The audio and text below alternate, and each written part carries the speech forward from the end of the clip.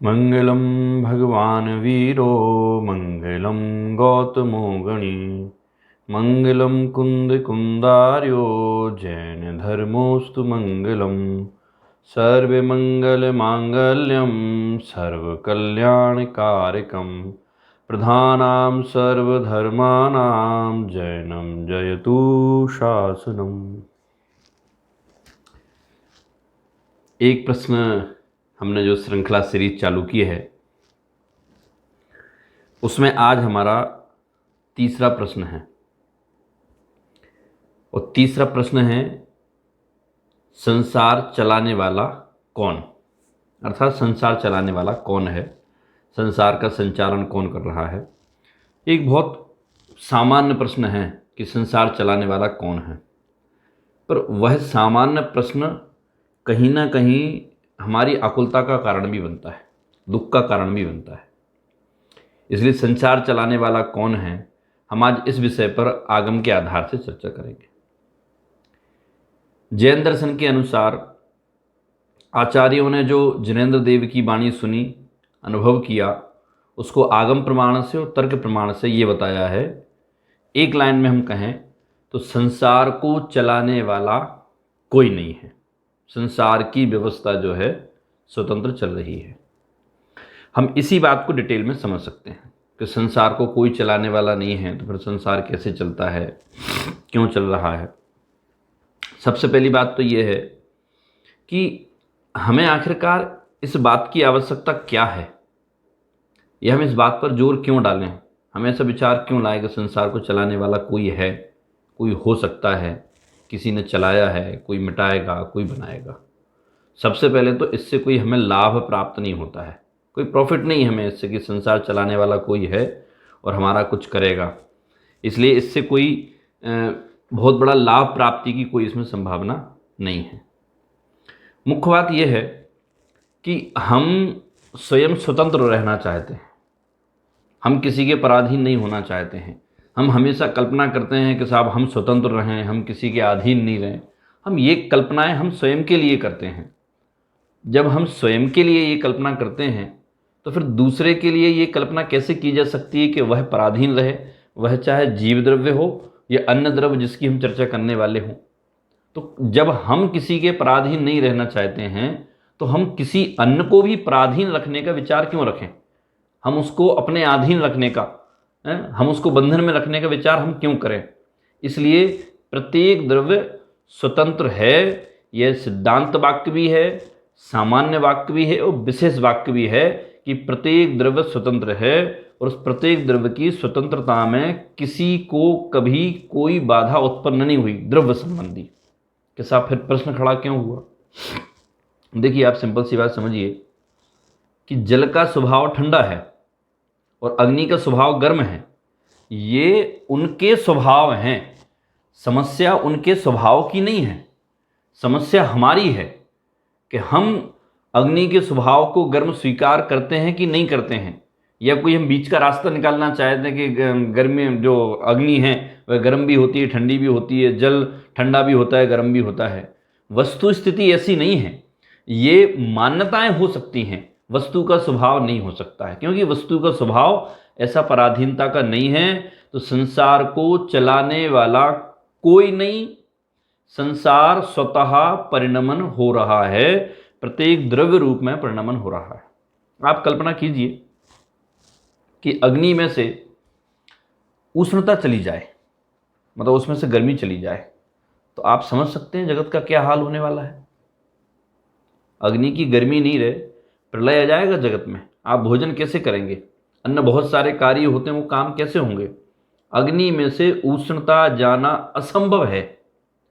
और अग्नि ऐसा भी नहीं है कि स्वतः अपने आप सबको जलाती हो, उसमें उसके स्वभाव से जिन पदार्थों को जलाने की सामर्थ्य है उनको वो जलाती है, और जिनको जलाने की ताकत नहीं उनको नहीं जलाती है वो। ये उसका स्वभाव है। जल का स्वभाव शीतलता है, ठंडापन है। तो जल अपने ठंडेपन स्वभाव को किसी भी परिस्थिति में नहीं छोड़ता है। हम भले ही जल को गर्म कर दें तो जल गर्म होने के बाद भी कितना ही गर्म जल हो वो हमारी स्किन को जला सकता है, लेकिन जैसे ही कहीं अग्नि पर हम आग पर उसे डालते हैं तो डालते साथ आग बुझ जाती है, मतलब जल का स्वभाव शीतल है। अब जब प्रत्येक द्रव्य का अपना अपना स्वभाव है, किसी प्रकार से उस स्वभाव में परिवर्तन नहीं किया जा सकता है, फिर हमें स्वीकार करने में क्या समस्या है? सबसे पहली बात यह है कि हमें स्वभाव बनाना नहीं है, हमें किसी द्रव्य को स्वाधीन करना नहीं है, स्वतंत्र नहीं करना है। वे द्रव्य अनादिकाल से स्वतंत्र हैं, थे और रहेंगे। उनके स्वतंत्रपने में किसी प्रकार की कोई भी बाधा नहीं है। हमें तो मात्र अपने ज्ञान में स्वीकार करना है, क्योंकि ज्ञान में स्वीकार नहीं करने के कारण से हम दुखी हो रहे हैं, और ज्ञान में स्वीकार करने के बाद, मान लेने के बाद कि हाँ प्रत्येक द्रव्य स्वतंत्र हैं, हम सुखी हो जाएंगे। क्योंकि ये द्रव्यों की समस्या नहीं है, ये हमारे ज्ञान की समस्या है। द्रव्य तो स्वतंत्र ही हैं। अब देखिए कि द्रव्य स्वतंत्र हैं। हमने पिछली सीरीज में जाना था कि भाई वो कालक्रम कैसा चल रहा है, जगत कब से है, और फिर हमने वो 6 कालों की व्यवस्था को हमने समझा था। अनादिकालीन जो जगत है, अनादिकाल से जो है, आज का जगत नहीं है। उस अनादिकाल जगत है, स्वनिर्मित है, किसी के द्वारा बनाया हुआ नहीं है। उसमें जीवादिक 6 द्रव्य रहते हैं, और उसमें जगत में, इस जगत में परिवर्तन होता रहता है। परिवर्तन होता रहता है का मतलब ये पर्याय बदलती हैं। जैसे हम, कोई पहले एक बालक था, फिर युवा हुआ, फिर वो वृद्ध हो गया, ऐसे परिवर्तन होते हैं। अब इस परिवर्तन को का नाम हम बनना और मिटना कहते हैं, पर वास्तव में ये परिवर्तन उसका स्वभाव है, पर किसी ने उसे बनाया नहीं है। स्वर्ग नरक आदि जैसे पहले थे वैसे अब हैं, जैसे अब हैं वैसे के वैसे रहेंगे। जीव द्रव्य आदि जैसे थे एज इट इज, जैसे पहले थे ऐसे आज हैं, ऐसे ही आगे रहेंगे।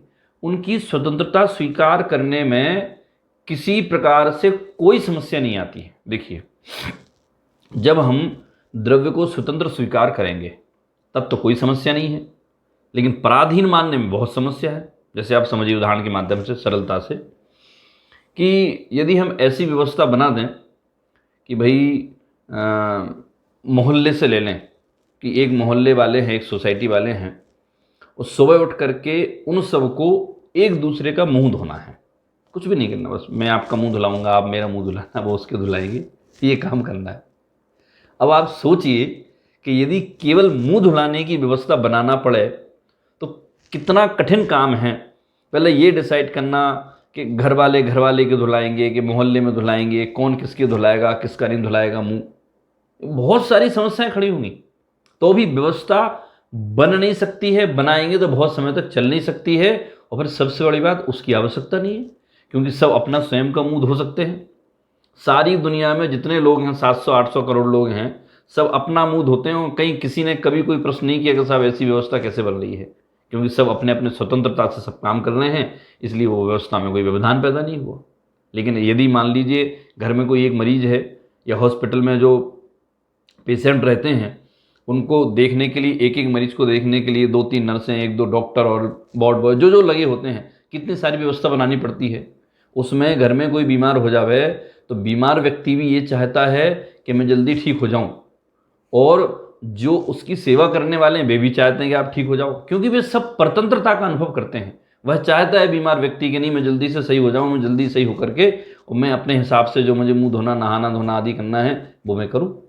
तो स्वतंत्रता हमें स्वभाव से ही पसंद है, और वह स्वतंत्रता स्वभाव भी है। इसलिए जगत को स्वतंत्र मानने में, उसके अनादि निधन मानने में, और वह जगत स्वयं सिद्ध है, प्रत्येक व्यवस्था उसकी स्वतंत्र है, ऐसा स्वीकार करने में किसी प्रकार की कोई बाधा नहीं है और कोई दुख नहीं है। लेकिन जैसे ही हम परतंत्रता मानते हैं तो वही प्रश्न आते हैं कि संसार किसी ने बनाया है, किसी के द्वारा बनाया हुआ है। यदि बनाया है तो कब बनाया है, कैसे बनाया है, फिर उसे बनाने वाला कौन था, फिर उसे बनाने वाला कौन था, और यदि जगत को बनाना ही है तो नाश क्यों किया था, हैं? और नाश किया था तो फिर बनाया क्यों? और ये बनाने मिटाने वाले काम तो राग और द्वेष से होते हैं। यदि बनाने मिटाने वाला ही राग द्वेष वाला है तो वीतरागी कौन है? और वीतरागी है तो उसे राग द्वेष है ही। ऐसे बहुत सारे प्रश्न खड़े होते हैं, बहुत सारी समस्याएं खड़ी होती हैं। लेकिन स्वतंत्र मानने में किसी प्रकार की समस्या खड़ी नहीं होती है और कोई समस्या नहीं होगी। बस हमें केवल एक बार शांति से विचार करना है। इसलिए टोडरमल जी ने कहा है मोक्ष मार्ग प्रकाशक में, जगत को अनादि निधन सिद्ध मानने में क्या दोष, सो तू ही बतला। मतलब तू बता क्या दोष है। कोई दोष सिद्ध नहीं होता है। इसलिए हमारा सबसे पहले डिसाइड हुआ कि संसार कौन चलाता है, तो उसका हमें उत्तर ये मिला संक्षेप में कि संसार चलाने वाला कोई भी नहीं है। प्रत्येक द्रव्य स्व संचालित है और स्वयं सिद्ध है। स्वर्ग नरक आदि किसी ने बनाए नहीं है। ये तो हमारा ये आगे की पृष्ठभूमि हुई। अब बात यह है कि साहब फिर जगत की व्यवस्था चल तो रही है, ये व्यवस्था कैसे चल रही है? हम उसे एक सामान्य दृष्टि से समझते हैं कि जैसे लोक है, जिसे हम संसार, जगत, ब्रह्मांड, दुनिया बहुत सारे नामों से जानते हैं। और सब कहते हैं कि साहब ये दुनिया चल रही है और कोई ना कोई चलाने वाला है। ऐसी मान्यताएं भी प्रचलित हैं जो आपने सुनी होंगी। पर जो स्वतंत्र जगत है उसको चलाने की सामर्थ्य किसी में है क्या? सामर्थ्य नहीं है, क्योंकि चला नहीं सकते हैं। अब जो लोक है वो लोक कैसा है? आपने देखा होगा कि भाई ऊर्ध्वलोक जहाँ स्वर्ग के देवादिक रहते हैं, जो नक्शा है दिखा है हमने, ऊर्ध्वलोक जहाँ स्वर्ग के देवादिक रहते हैं, सबसे ऊपर सिद्ध रहते हैं मतलब जिन जीवों को कर्मों का नाश हो जाता है वे जीव मुक्त होकर के वे सिद्ध शिला पर विराजमान हो जाते हैं, उसे हम रहते कहते हैं। फिर बीच में मध्यलोक है। मध्यलोक में मनुष्य त्रियंच आदि रहते हैं, जैसे हम मध्यलोक में रहते हैं। फिर उसके नीचे जो है नरकादिक हैं, नरकादिक में नारकीय जीव रहते हैं। तो जो जीव पुण्य करते हैं वे जीव स्वर्ग जाते हैं, जो जीव पाप करते हैं वे जीव नरक जाते हैं, और मिश्र पुण्य पाप के फल में मनुष्य त्रियंच आदि बनते हैं। ऐसे देखे तो निगोदीय जीव से 3 लोग जो है भरा हुआ है, वे भी त्रियंच की श्रेणी में आते हैं। ये 3 लोग की एक सामान्य व्यवस्था हुई कि स्वर्ग की और नरक की। अब आप सोचिए, यदि हम ये माने कि कोई संसार को चलाने वाला है तो फिर पुण्य की और पाप की क्या आवश्यकता है? यदि हम ये माने कि कोई चलाने वाला है तो बंध की और मोक्ष की क्या आवश्यकता है? यदि कोई चलाने वाला है तो फिर सुख और दुख की क्या आवश्यकता है? क्योंकि आप समझिए कि आपको ऐसा पावर दे दिया जाए, आपको ऐसी शक्ति दे दी जाए कि सब आपको इस जगत का संचालन करना है, आप क्या करेंगे? सबके अंदर एक दया का भाव है तो आप सारे जगत को एक सा कर देंगे। एक सा कर देंगे मतलब भोग भूमि जैसा कर देंगे कि जहाँ किसी को कुछ दुख भोगने की आवश्यकता ना हो, कोई दुखी ना हो, वे दरिद्री नहीं हो, बीमार नहीं हो, वृद्ध नहीं हो, उत्पन्न नहीं हो, मरण नहीं हो। लेकिन उत्पन्न भी हो, मरण भी हो रहे हैं, वृद्ध भी हो रहे, युवा भी हो रहे, बीमार भी हो रहे, स्वस्थ भी हो रहे। ये तो सारी चीज़ें प्रत्यक्ष देखने में आ रही हैं ना। अब हमारे हाथ में यदि चलाने की व्यवस्था दे दी जाए तो हम कैसे चलाएंगे उसे? कैसे हम बहुत अच्छे से चलाएंगे। तो आप किसी को बीमार नहीं होने देंगे? यदि कोई बीमार नहीं होगा तो उसने पाप नहीं किया क्या? और यदि उसने पाप किया और आप उसे बीमार नहीं होने देंगे तो वह पाप का फल नहीं भोगेगा। तो कोई यदि पाप का फल नहीं भोगेगा तो फिर पुण्य का फल नहीं भोगेगा, तो पुण्य और पाप गायब हो जाएंगे। मैं किसी को दुखी नहीं होने दूंगा, दुखी नहीं होने दोगे तो क्या करोगे? स्वर्ग में पहुंचाओगे। स्वर्ग में तो अपने जीव स्वयं परिणामों से जाता है, अपने कर्म की उदय से जाता है। मोक्ष पहुंचाएंगे आप तो जीव अपने स्वयं का निर्णय करने से मोक्ष जाता है। और फिर आप उसके स्वर्ग मोक्ष का निर्णय कैसे करेंगे कि किसको पहुंचाना किसको नहीं पहुंचाना? और फिर जब सब लोग स्वतः सब जीव जब स्वतः जाएंगे तो फिर आपको रोकने की पहुंचाने की आवश्यकता भी क्या है? इसलिए जगत को स्वतंत्र मानने में जो है किसी प्रकार की कोई बाधा उत्पन्न नहीं हुई। यदि हम जगत को स्वतंत्र मानते हैं, हम मानते हैं जगत तो स्वतंत्र है, प्रत्येक द्रव्य स्वतंत्र है, कोई चलाने वाला नहीं है, हम मानते हैं, तो आपके उपयोग में, आपके ज्ञान में, आपके नॉलेज में जो है ये आ जाएगा कि बंध भी है, मोक्ष भी है, स्वर्ग भी है, नरक भी है, और प्रत्येक द्रव्य स्वतंत्र है। ये हमारे ज्ञान में आने की आवश्यकता है और ये लाना चाहिए। अब 3 लोक की हमने बात की, ऊर्ध्वलोक, मध्यलोक और अधोलोक। ऐसे 3 लोक हो गए हमारे सामने। अब 3 लोक हैं। अब इस 3 लोक में द्रव्य हैं और उन द्रव्यों की संख्या है 6। जीव, पुद्गल, धर्म, अधर्म, आकाश और काल। ऐसे 6 द्रव्य हैं। कि सब ये 6 द्रव्य संसार को चला रहे हैं क्या? हम कह सकते हैं निमित्त रूप में चला रहे हैं। और ऐसे देखें तो प्रत्येक द्रव्य स्वतंत्र है, अपनी स्वयं की योग्यता से परिणमन कर रहा है। हम एक एक द्रव्य को हम समझते हैं। सबसे पहले द्रव्य क्या होता है? कि द्रव्य मतलब सत द्रव्य लक्षणम, वस्तु की जो सत्ता है, वस्तु है, वह द्रव्य है। जैसे हम एक सामान्य उदाहरण से समझ सकते हैं कि जैसे एक दवाई की गोली है, तो दवाई की गोली जो है सफ़ेद है, वो कहते हैं कि भाई वो चूने की बनी है, जो भी उसमें है। अब उसमें कुछ भी नहीं है। उसमें जो लिक्विड डालते हैं, जो पदार्थ डालते हैं, वह उसका गुण है, उससे वो दवाई बनी। अब वो लंबी है, गोल है, चौकोर है, जैसी भी, वो उसकी पर्याय हो गई उसकी। तो वो चूने की चूना द्रव्य हो गया, उसका आकार पर्याय हो गई, और उसमें जो दवाई डाली है, जो जिस रोग के लिए डाली है, वो उसका गुण हो गया। तो द्रव्य, गुण और पर्याय। तो द्रव्य मतलब होता है वस्तु, उसे द्रव्य कहते हैं। और वह द्रव्य उत्पाद व्यय द्रव्य सहित होता है, अर्थात उसमें उत्पाद व्यय और द्रव्य, उसमें उत्पन्न होना, नई पर्याय का, पुरानी पर्याय का व्यय होना, और द्रव्य पदार्थ वैसा का वैसा बना रहना, उसे कहते हैं उत्पाद व्यय और द्रव्य। ये वस्तु का स्वरूप है और इसे द्रव्य कहते हैं। सत द्रव्य लक्षणम, अर्थात वस्तु है, उसे द्रव्य कहा गया है। अब ऐसे द्रव्य हम 6 गिनाए: जीव, पुद्गल, धर्म, अधर्म, आकाश, काल। हम जीव समझते हैं कि साहब जीव क्या है? जीव किसे कहते हैं? जो बहुत सरल भाषा में आपने सुना भी होगा, फिर उसे समझ रहे हैं, जो ज्ञान दर्शन चेतना वाला है वह जीव कहलाता है। जो जानता देखता है वह जीव कहलाता है। जो सुख दुख का अनुभव करता है वह जीव कहलाता है। और वह कौन है? मैं सुख दुख का अनुभव करता हूँ, मैं जानता देखता हूँ, मैं ज्ञान दर्शन वाला हूँ, तो मैं जीव हो गया। हो गया मतलब बनाया नहीं किसी ने, मतलब मैं जीव हूँ और मैं एक स्वतंत्र द्रव्य हूँ। सबसे बड़ी बात, मैं जीव द्रव्य एक स्वतंत्र द्रव्य हूँ। मैं किन्हीं पंचभूतों से मिलकर के नहीं बना हूँ। ज्ञान दर्शन चेतना ही मेरे स्वभाव हैं और अन्य मेरे स्वभाव नहीं हैं। मैं जिस शरीर में रहता हूँ वह शरीर में रह कर के भी मैं उससे भिन्न हूँ, मतलब उस शरीर में हूँ और उससे मैं भिन्न हूँ। ये मेरा वास्तव में स्वभाव है। जब वही जीव अपना पुरुषार्थ करके कर्मादिक का अभाव करता है तो उसे मोक्ष की प्राप्ति होती है, अनंत सुख की प्राप्ति होती है उसी जीव को। तो ऐसा ये जीव का स्वभाव है। मतलब मैं जीव द्रव्य हूँ। तो ये जीव द्रव्य, एक द्रव्य हुआ कौन सा? जीव द्रव्य हुआ जो जानता देखता है। इन 6 द्रव्यों में मात्र जीव द्रव्य ही ऐसा है जिसके संसार और मोक्ष की चर्चा होती है, क्योंकि जीव द्रव्य ही संसार में है और इसी मोक्ष की प्राप्ति होती है, अर्थात कर्मों का अभाव होता है। एक जीव द्रव्य ही ऐसा है जो ज्ञान दर्शन चेतना सहित है।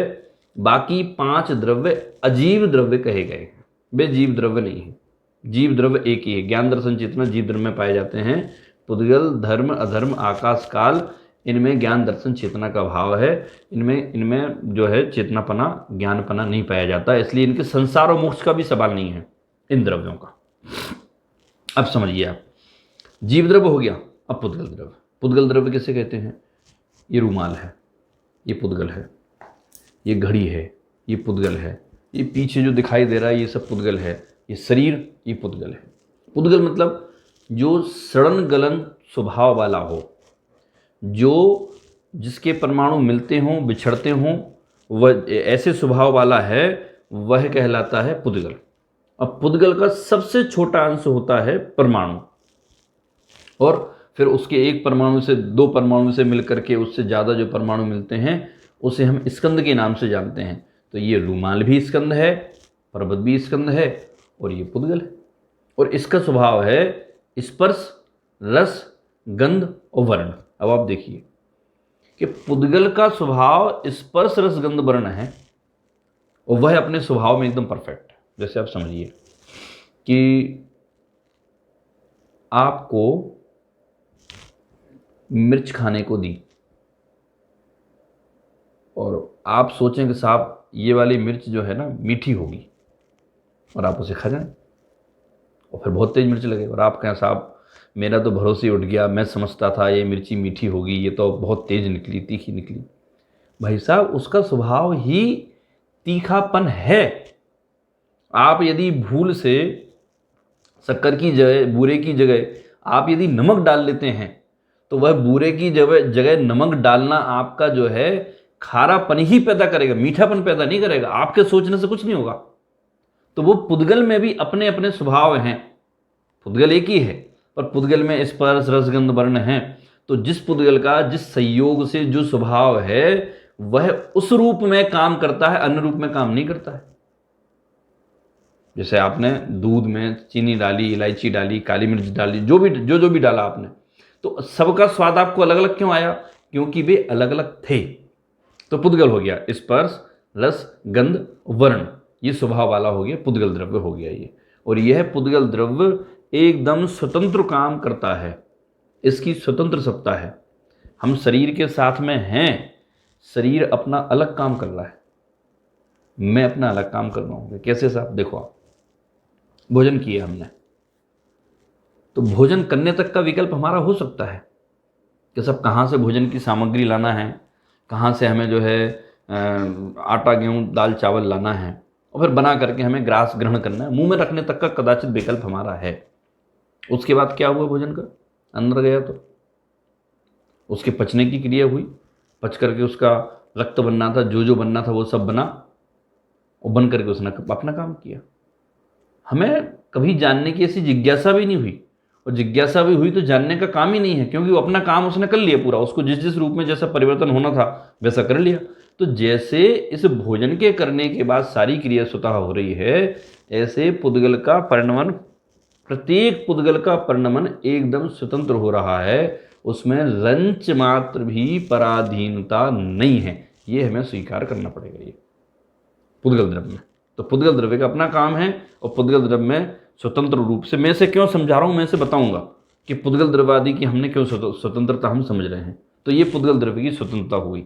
जीव द्रव्य की स्वतंत्रता ये हो गई कि ज्ञान, दर्शन, चेतना स्वभाव वाला जीव द्रव्य है, और जो स्पर्श, रस, गंध, वर्ण स्वभाव वाला है वह पुद्गल द्रव्य है, और दोनों अलग अलग द्रव्य हैं, दोनों स्वतंत्र हैं।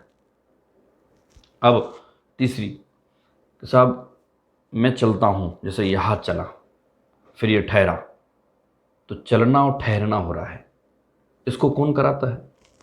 कि निमित्त की दृष्टि से देखें तो चलने का काम, मतलब स्वतः चलते हुए जीव और पुद्गलों को चलाने में जो निमित्त हो उसे धर्म द्रव्य कहते हैं, और स्वतः ठहरे हुए जीव और पुद्गलों को ठहराने में निमित्त हो उसे अधर्म द्रव्य कहते हैं।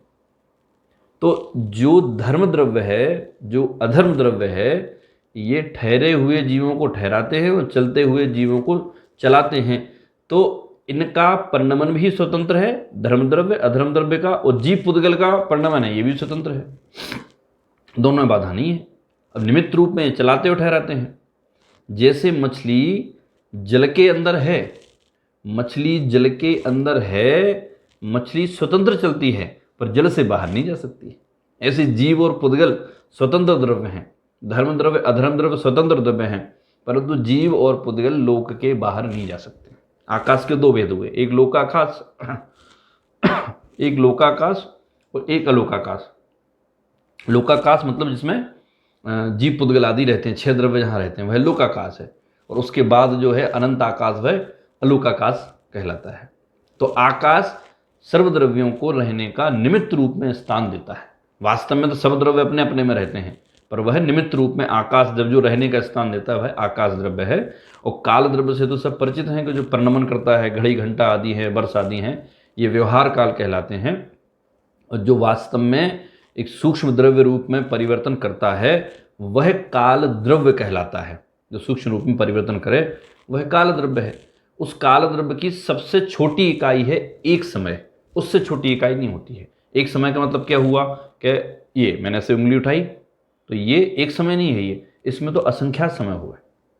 वर्तमान में 1 सेकंड मानते हैं, 1 सेकंड, फिर वो किसी ने और उसकी के साथ नैनो सेकंड है, फिर सेकंड के ये भाग करते हैं, फिर किसी ने मशीनें बनाई कि साहब 1 सेकंड के 1 करोड़ भाग भी हो सकते हैं, लेकिन वे 1 करोड़ भाग हो सकते हैं तो 1 करोड़ भाग की। यहाँ कह रहे समय सबसे छोटा समय है, हमारे ज्ञान में आने वाला नहीं है वह, लेकिन सबसे छोटी इकाई समय है और सबसे बड़ा युग है। जो हमने पिछली वीडियो में चर्चा की थी कि 10 कोड़ा कोड़ी सागर और 10 कोड़ा कोड़ी सागर 20 कोड़ा कोड़ी सागर का एक कल्पकाल होता है, उसे एक युग कहते हैं। समय का मतलब एक बड़ा रूप जो है जानने में हमारे आता है वो एक युग कहलाता है। ऐसे तो अनादि अनंत सारा ही है पूरा। तो ये काल द्रव्य का काम हो। अब देखिए आप, जीव द्रव्य अपने अनंत गुणों से सहित है, पुद्गल द्रव्य अपने अनंत गुणों से सहित है, धर्म द्रव्य अपने अनंत गुणों से सहित है, अधर्म अपने अनंत गुणों से सहित है, और ऐसे काल द्रव्य, जीव, पुद्गल, धर्म, धर्म, आकाश, काल, सारे द्रव्य अपने अपने अनंत गुणों से सहित हैं। सब स्वतंत्र परिणमन कर रहे हैं। सबकी व्यवस्था जिस द्रव्य का जो स्वभाव है वह कर रहा है। आप समुद्र में जाएंगे, समुद्र के पानी को सुखा देंगे तो नमक बनेगा, शक्कर नहीं बनेगा। जो आपने गन्ना उगाया है, गन्ने में से शक्कर आएगी। आप सोचो, अगर यदि मान लीजिए ऐसी व्यवस्था हो जाती कि जो है गन्ना खारा हो जाता, समुद्र का जल मीठा हो जाता है, कितनी समस्या हो जाती, निर्णय करना मुश्किल था। आज हमें नींद में भी कोई पूछे साहब गन्ने में कैसा है, तो हमें बहुत स्पष्ट है कि साहब गन्ने के अंदर जो मिठास होती है और समुद्र के पानी के अंदर खारा होता है। तो ये अब हम उसको समराइज करते हैं। कि इसको जानने से हमें लाभ क्या है। 6 द्रव्यों को हम जान लेंगे तो हमें उससे फायदा क्या होगा, क्या लाभ होगा हमें। देखिए, हमने विषय प्रारंभ किया था कि संसार को चलाने वाला कौन, और हमने प्रारंभ से कहा था कि संसार को चलाने वाला कोई नहीं, और हमने तर्क के माध्यम से समझा है। तो सबसे बड़ी बात जो है, संसार को चलाने वाला कोई भी नहीं है, ना था, ना है, ना होगा। यह जैन दर्शन की मान्यता वस्तु स्वरूप के अनुकूल है, किसी की बनाई हुई नहीं है। जल ठंडा है, अग्नि गर्म होती है, ये किसी की मान्यता नहीं है, ये वस्तु का स्वरूप है। और जो वस्तु का स्वरूप स्वीकार किया, जो वस्तु के स्वरूप को बताया है, वह जैन दर्शन ने, जैन आचार्यों ने बताया है, ये वस्तु के स्वरूप को प्रदर्शित किया है। तो पहला, संसार को चलाने वाला कोई नहीं, संसार को बनाने वाला कोई नहीं, मिटता तो है ही नहीं, इसलिए मिटाने वाला कोई है ही नहीं, क्योंकि मिटने का काम नहीं हो। जो मिटना लगता है हमें, वो तो पर्याय का परिवर्तन होता है प्रति समय। तो जो परिवर्तन होता है वह परिवर्तन हमें ऐसा लगता है कि भाई जो है ये संसार बदल रहा है, इसलिए परिवर्तन जैसा लगता है, इसलिए हम कहते हैं साहब वो मिटाया गया। वास्तव में मिटता नहीं है। अब लाभ क्या होंगे, हमारे अंदर जो कर्तृत्व का भाव पड़ा है, करने का भाव पड़ा है कि ये इसका करता है, ये इसका करता है, इसका करता है, तो इन द्रव्यों के माध्यम से, ये हमने सामान्य चर्चा की, द्रव्यों की कभी हम विशेष वीडियो बनाएंगे तो वो डिटेल में चर्चा करेंगे, उनकी बहुत चर्चा है। सामान्य चर्चा के प्रत्येक द्रव्य अपना काम कर रहा है, उस द्रव्य के काम करने में कोई बाधा नहीं है, कोई बाधा उत्पन्न कर सकता नहीं है, किसी ने की नहीं है, आज तक होगी नहीं। और ये हमें सब कुछ सामने दिखाई दे रहा है, सब कुछ सामने दिखाई दे रहा है, उसके बाद भी हम स्वीकार नहीं कर रहे। जब हम इनको स्वीकार करेंगे तो स्वीकार करने पर हमें प्रत्येक द्रव्य स्वतंत्र ख्याल में आएंगे, तो हमारे हृदय में शांति उत्पन्न होगी। शांति उत्पन्न होगी तो हम सुख के मार्ग पर लगेंगे। और इन सब 6 द्रव्यों में जो मुख्य प्रधान द्रव्य है, वह प्रधान द्रव्य है जीव द्रव्य, जो मैं हूँ। तो हम इसे जानेंगे कि जीव द्रव्य ग्रहण करने योग्य है, ग्रहण करने योग्य अर्थात उपादेय है, जानने योग्य है, श्रद्धान करने योग्य, अपनापन करने योग्य है। और बाकी द्रव्य जानने योग्य तो हैं। क्या जानने योग्य है कि ये मैं नहीं हूँ, इनका परिणाम स्वतंत्र है, मेरा परिणाम स्वतंत्र है। तो ऐसा जान करके सुख का मार्ग खुलेगा, सुख का मार्ग मिलेगा। सुखी तो हम होना चाहते हैं, पर सुखी हों कैसे, आप बताइए। सुखी होना चाहते हैं और एक द्रव्य को दूसरे द्रव्य के अधीन मानते हैं, संसार को चलाने वाला कोई मानते। अरे भाई, हम आखिरकार अपनी डोर दूसरे के हाथ में देने के लिए क्यों उतावले हो रहे हैं? जब प्रत्येक द्रव्य स्वतंत्र है तो।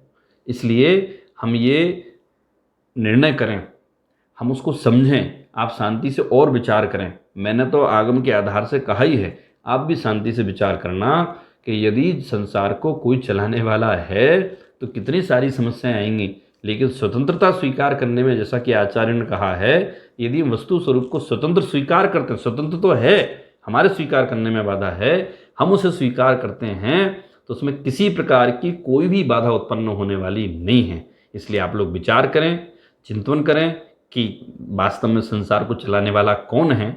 हमने तो यहाँ जो है आगम के आधार से, तर्क के आधार से ये सिद्ध किया है कि संसार का चलाने वाला कोई नहीं है। संसार का प्रत्येक द्रव्य, प्रत्येक जीवादिक, प्रत्येक पुद्गलादिक जितने द्रव्य हैं, वे द्रव्य अपनी योग्यता से परिणमन कर रहे हैं। कदाचित वे द्रव्य एक मिले हुए कभी कभी दिखाई दें, जैसे जीव और पुद्गल एक में एक मिले दिखाई दे रहे हैं, दूध और पानी जैसे, लेकिन फिर भी वे भिन्न भिन्न ही हैं, वे एक नहीं हुए हैं। क्योंकि जब दूध को गैस पर रखते हैं तो पानी उड़ जाता है और मावा रह जाता है, उससे सिद्ध होता है कि वो दोनों अलग अलग हैं। इसलिए कभी कोई भी द्रव्य एक दूसरे के स्वभाव रूप नहीं होंगे। संसार का संचालन स्वतः हो रहा है, अनादि अनंत हो रहा है, कोई उसको बनाने वाला नहीं था, कोई उसको मिटाने वाला नहीं है। हम अपने माथे से चलाने वाले बोझ को उतारेंगे तो फिर हम अपने स्वभाव को जानने के लिए अति शीघ्र अग्रसर होंगे। इसलिए मेरी आप सबसे यही भावना है कि आप सब जो है अति शीघ्र तत्वज्ञान को समझें, ग्रहण करें, भेद विज्ञान के मार्ग पर चलें। और एक आप लोगों से एक ये भी निवेदन है कि आप लोग वीडियो जब सुने तो वीडियो सुनने के बाद आपको कैसा लगा उसके विषय में, यदि आपको कोई प्रश्न आए हैं तो आप डाल सकते हैं। तो उसका जो कमेंट्स बॉक्स है डिस्क्रिप्शन में, आप वहाँ उसे अवश्य डालें, जिससे हमें पता चले कि अगर यदि आगे हमें और कोई विषय आपको बताना है तो बताने में हमें सुविधा रहे। आज की बात हम यही समाप्त करते हैं। जय जिनेंद्र।